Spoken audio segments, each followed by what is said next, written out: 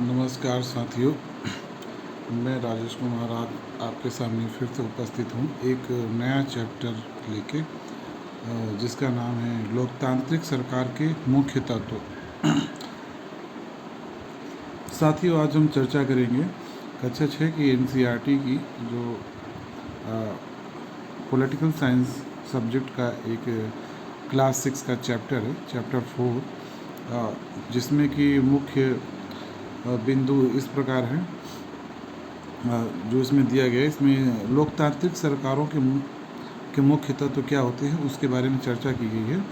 तो इस पाठ में आप लोकतंत्र सरकारों के काम को प्रभावित करने वाली कुछ मुख्य बातों पर पढ़ेंगे तथा लोगों की भागीदारी, समस्याओं का समाधान, समानता एवं न्याय के विचार शामिल हैं। ये सभी लोकतांत्रिक व्यवस्था को सफल बनाते हैं। अगर लोकतांत्रिक व्यवस्था न हो तो क्या होगा, ठीक है, ये सब देखेंगे। और इसके जानने के लिए दक्षिण अफ्रीका में रहने वाली माया की कहानी पढ़ेंगे, ठीक है। तो ये यहाँ पे विश्व का मानचित्र दिया गया, दक्षिण अफ्रीका। यहाँ पे एक लड़की है जिसका नाम माया, उसके बारे में हम लोग पढ़ेंगे और जानेंगे।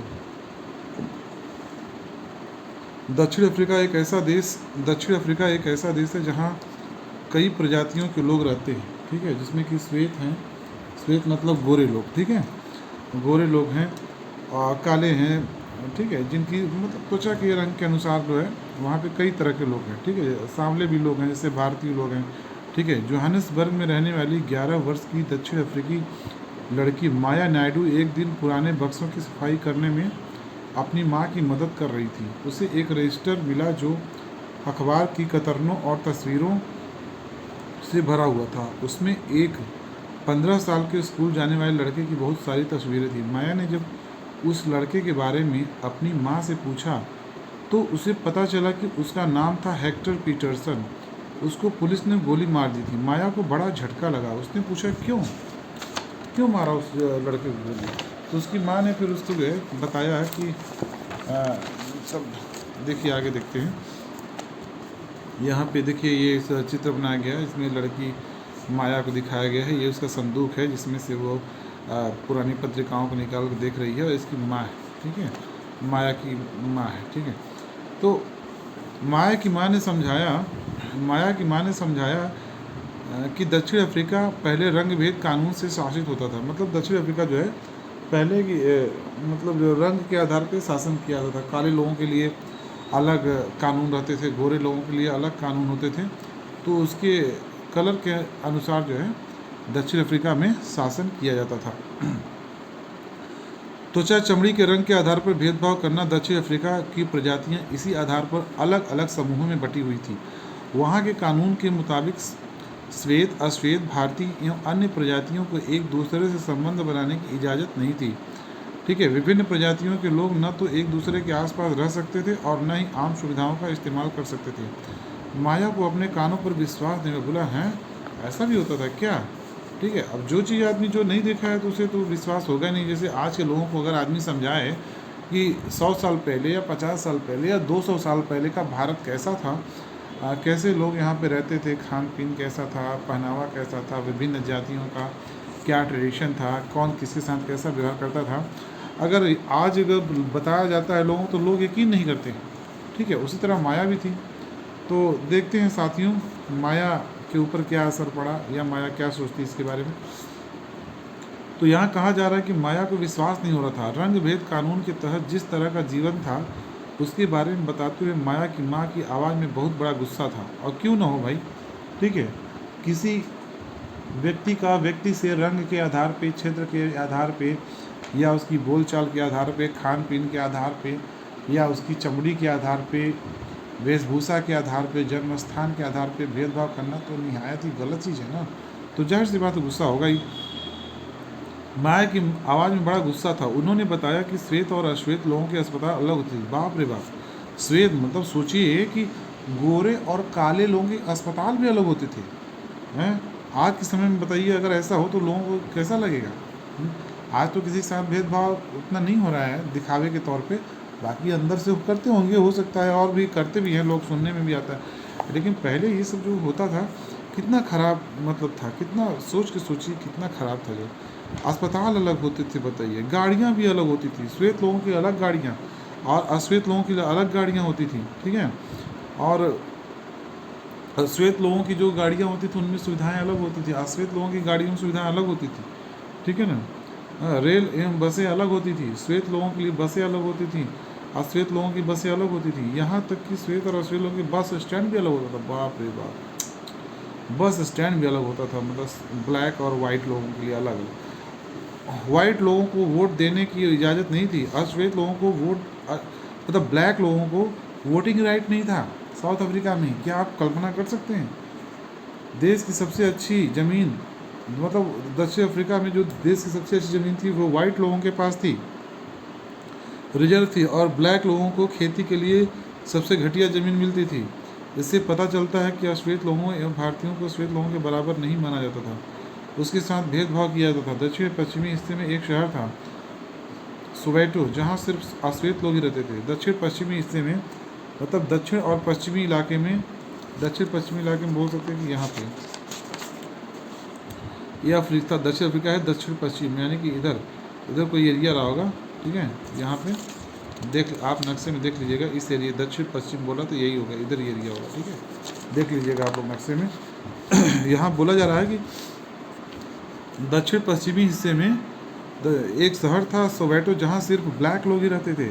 हेक्टर पीटरसन वही रहता था। वहाँ के वाइट लोग अफ्रीकन्स भाषा बोलते थे। हेक्टर और स्कूल के अन्य विद्यार्थी पर इस भाषा को सीखने के लिए जोर डाला जा रहा था, जबकि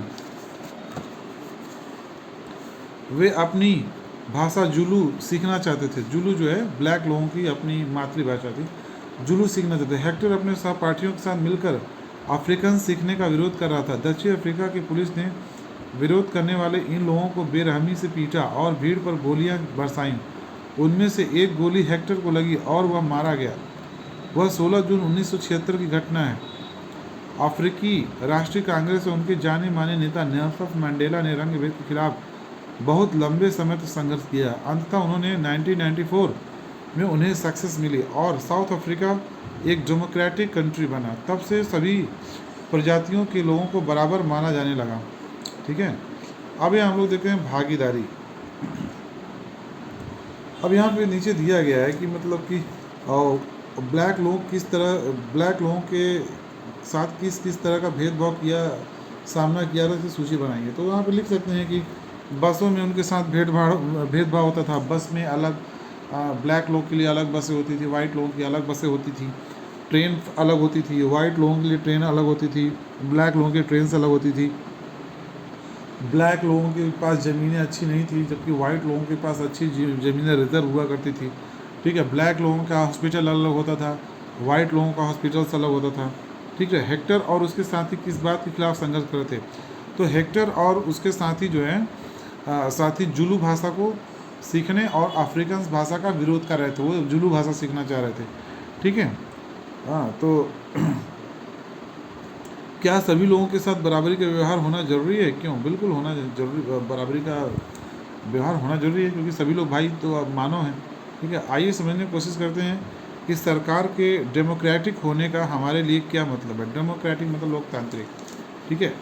अब यहाँ देखिए हम लोग भागीदारी पढ़ते हैं। भागीदारी, हिस्सेदारी बोल सकते हैं, भागीदारी, हिस्सेदारी, रिप्रेजेंटेशंस। हमारे यहाँ नियमित रूप से चुनाव क्यों होते हैं? आपने पिछले पार्ट में पढ़ा ही है कि लोकतंत्र यानी डेमोक्रेसी में लोग निर्णय लेते हैं। चुनाव में वोट देकर वे अपने प्रतिनिधि चुनते हैं। ये प्रतिनिधि ही लोगों की तरफ से निर्णय लेते हैं। यह मानकर चला जाता है कि प्रतिनिधि निर्णय लेते वक्त लोगों की ज़रूरतों और मांगों को ध्यान रखते हैं, ठीक है। अब जैसे लोकतंत्र में तो जो जिन लोगों को जनता चुनती है और जनता ये मानती है कि जो भी फैसले होंगे हमारे अनुसार होते हैं, भले वो हो या ना हो, होते हों ना होते हों, ठीक है। सबको पता है कि एक बार कोई भी प्रतिनिधि, कोई भी विधायक या सांसद जीत जाता है तो चुन गया, तो फिर चुनने के बाद फिर वो क्या करता है, अपने मन से ही ज़्यादातर फैसले अपने मन से ही लेते हैं, ठीक है।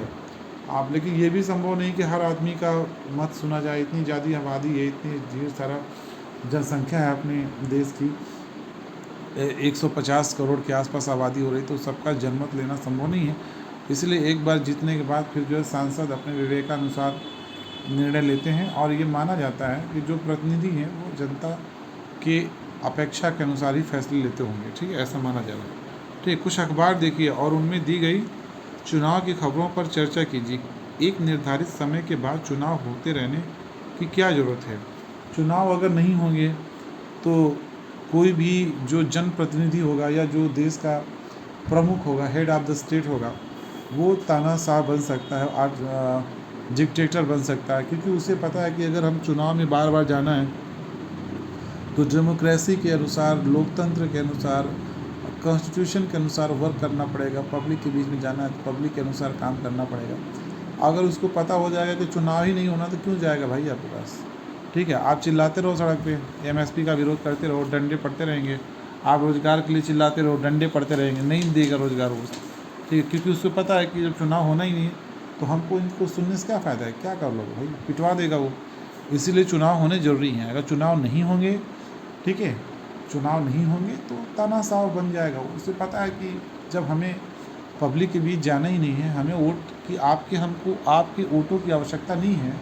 अगर एक तानाशाह या डिक्टेटर अगर ये कहेगा कि हमें, अगर ये सोच लेगा कि जब हमें चुनाव में नहीं जाना है तो क्यों फिर आपकी प्रॉब्लम सुनेगा? ना उसे फिर रोड से मतलब रहेगा, ना उसे फिर हॉस्पिटल से मतलब रहेगा, ना ही उसे फिर किसी भी आपकी समस्या से कोई मतलब नहीं रहेगा। बहुत से लोग कहते हैं कि चुनाव बार बार होते हैं, बहुत पैसे खर्चे होते हैं, या चुनाव में बार बार चुनाव होने से बहुत दिक्कत होती है। भाई साहब, मैं ये कहना चाहता हूँ कि चुनाव बार बार होता है तो तभी तो जो है सरकारें जो होती हैं पावर में, या जो हेड ऑफ़ द स्टेट होता है उसको डर रहता है, ठीक ना। जब उसको पता है कि 5 साल में चुनाव होना है तो फिर आप 2 साल 3 साल परेशान रहेंगे तो सुनेगा ही नहीं। लास्ट टाइम रहेगा आज 6 महीने पहले, तो बीच में आएगा, आपको एक बार आएगा बस, ठीक है। इसलिए अब दूसरी बात ये है कि जैसे मान लीजिए एक साथ चुनाव होते हैं, हर स्टेट के चुनाव, केंद्र सरकार का चुनाव और हर स्टेट का चुनाव एक साथ करवा देते हैं। म्यूनसिपल चुनाव, सब कुछ, लोकल चुनाव, स्टेट चुनाव और सेंट्रल गवर्नमेंट का चुनाव जो होता है, आम चुनाव। लेकिन बीच में मान लीजिए कोई सरकार भंग हो जाती है या बहुमत नहीं मिलता, फिर क्या करेंगे? कोई सरकार गिर जाती है तो क्या फिर आप 5 साल वेट करेंगे, राष्ट्रपति शासन लगा के रखेंगे? चुनाव तो कराना ही पड़ेगा। तो इसीलिए चुनाव होते रहना चाहिए। एक अच्छे लोकतंत्र, एक अच्छे डेमोक्रेसी, एक लिबरल डेमोक्रेसी के लिए चुनाव निरंतर समय पे होते रहना चाहिए, ठीक है ना। जैसे और चीज़ों में पैसे खर्चे हो रहे हैं, एक अच्छे लोकतंत्र के लिए पैसे खर्चे होना कोई ज़रूरत नहीं, कोई दिक्कत नहीं है। सभी सरकारों के एक निश्चित समय के लिए चुना जाता है। भारत में यह अवधि 5 वर्ष की है। एक बार चुने जाने के बाद सरकार 5 वर्ष तक सत्ता में रहती है। सरकार फिर से सत्ता में बने रहना तभी संभव है जब लोग उसे बार बार चुनें। चुनाव के समय लोगों के लिए वह घड़ी है जब वे लोकतंत्र में अपनी ताकत को महसूस करते हैं, ठीक है। इस तरह से नियमित चुनाव होने से लोगों को सरकार पर नियंत्रण बना रहता है, ठीक है। लगातार नियमित चुनाव होने से सरकार के ऊपर लोगों का कंट्रोल बना रहता है, ठीक है। भागीदारी के अन्य तरीके, चुनाव 5 वर्ष में एक बार होते हैं। वोट देने के अलावा लोकतांत्रिक सरकार के निर्णयों और नीतियों में लोगों के भाग लेने के और भी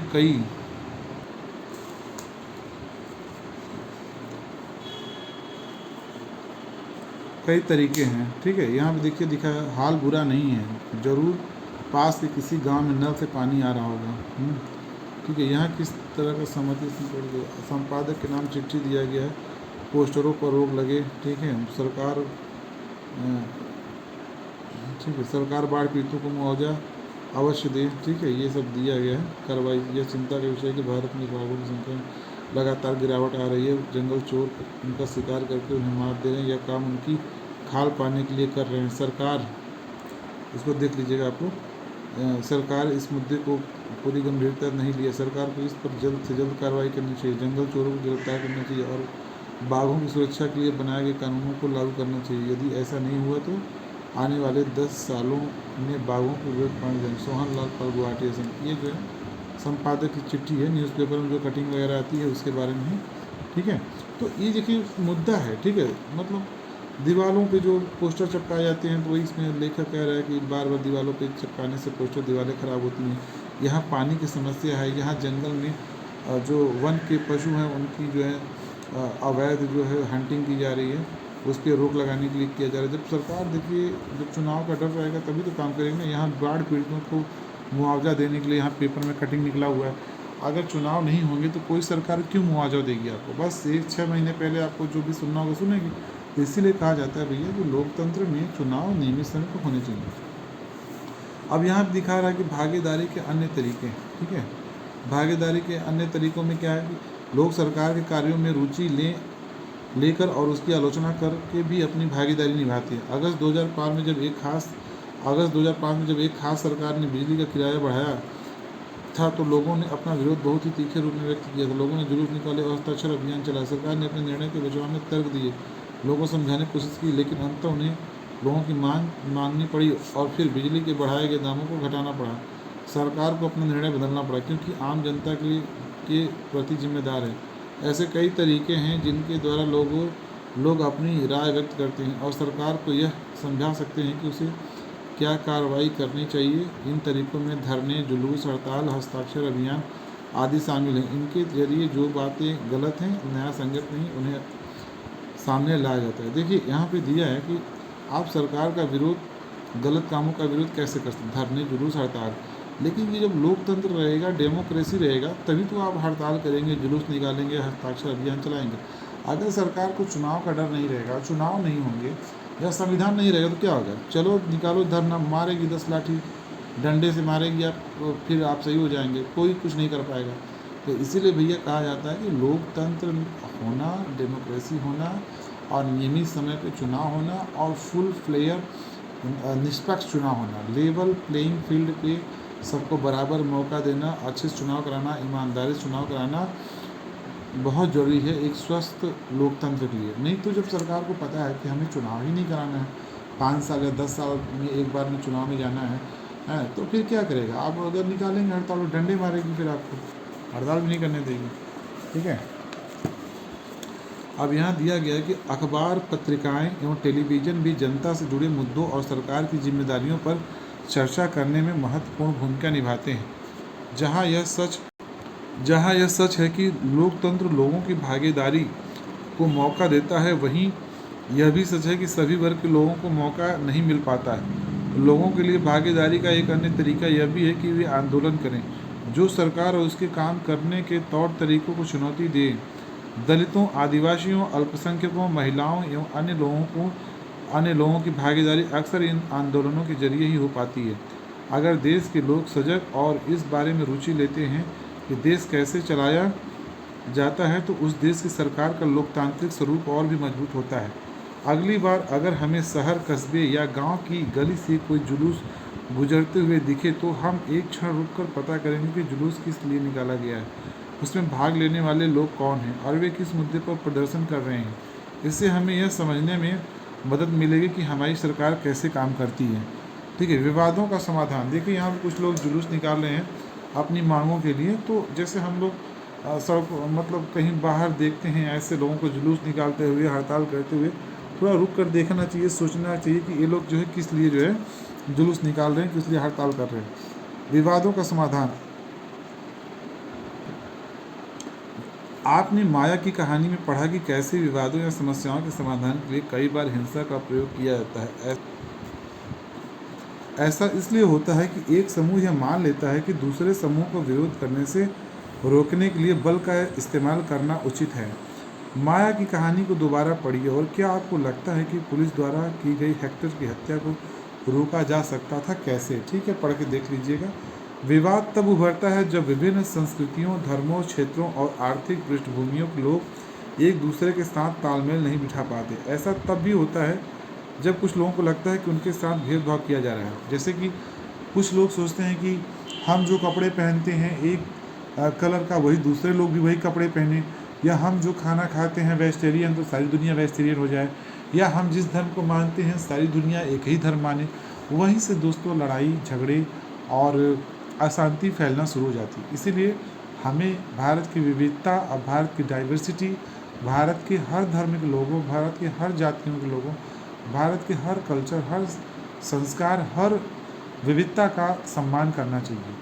ये नहीं सोचना चाहिए कि अगर हम नॉनवेज नहीं खाते हैं तो पूरी दुनिया नॉनवेज ही ना खाए, या हम जिस कलर के कपड़े पहनते हैं, जो हमारी भाषा है वही सारे लोग माने।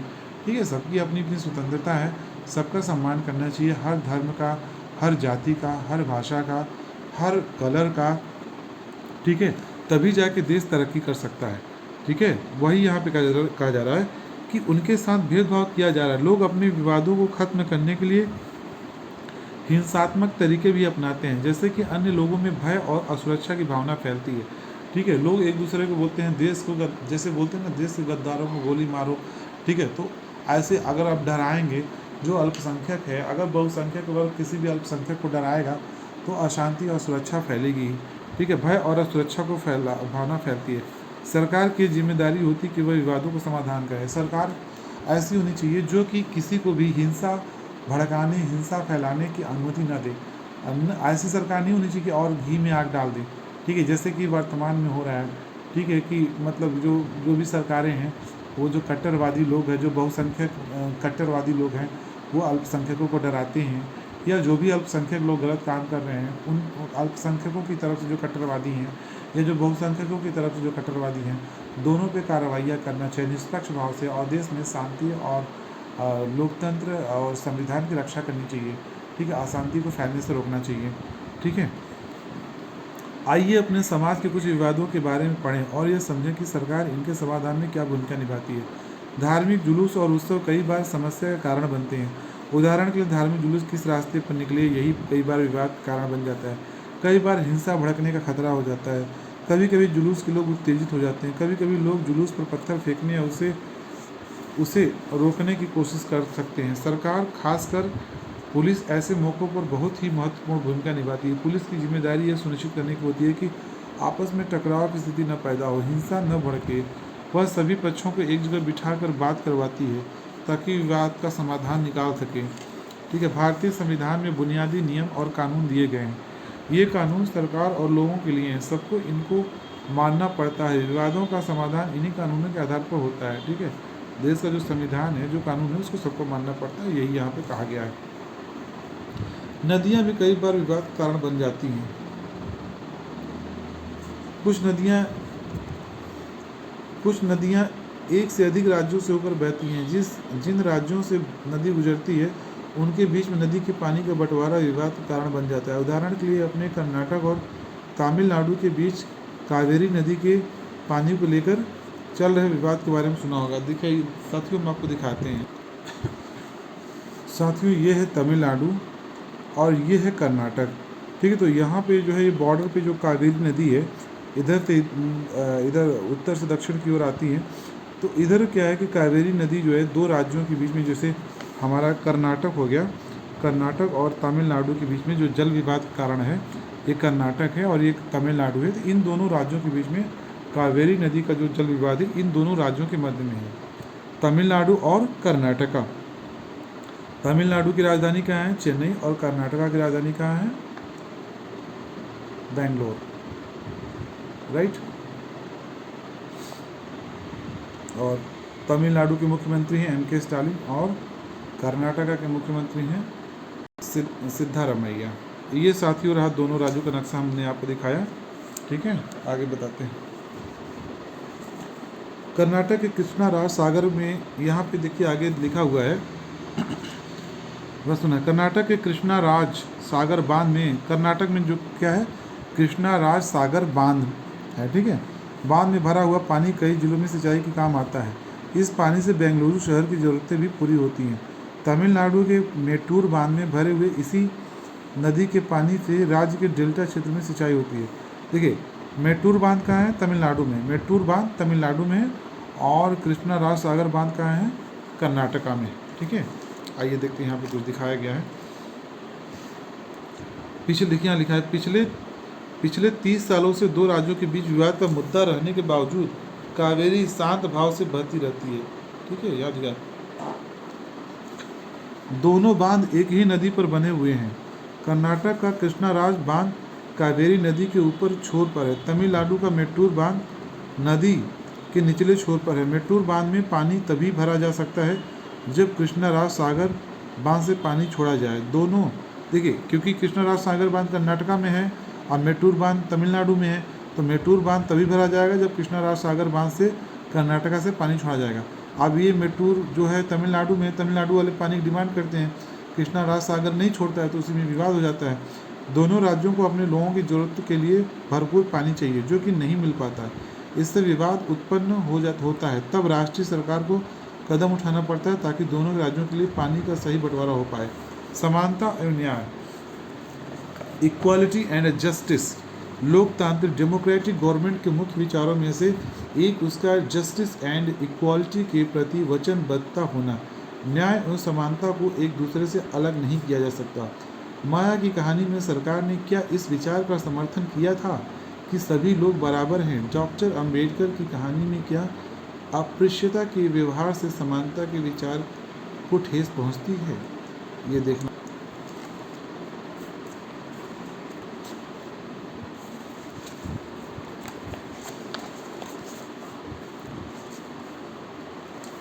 तो यहाँ पर देखिए, अस्पृश्यता अनटचेबिलिटी यानी कि छुआछूत की प्रथा पर अब कानून द्वारा रोक लगा दी गई, जो कि पहले किया जाती थी। छुआछूत की प्रैक्टिस, ठीक है, अपर कास्ट लोगों के द्वारा किया जाता था, जो कि देश के दलित हैं, आदिवासी हैं, या जो ओबीसी हैं, अदर बैकवर्ड क्लासेस, उनके साथ भेदभाव छुआछूत पहले किया जाता था, जो कि अब कानून बनाकर उसके रोक लगा दी गई। लंबे समय तक दलित लोगों को शिक्षा, स्वास्थ्य एवं यातायात की सुविधाओं से वंचित रखा गया।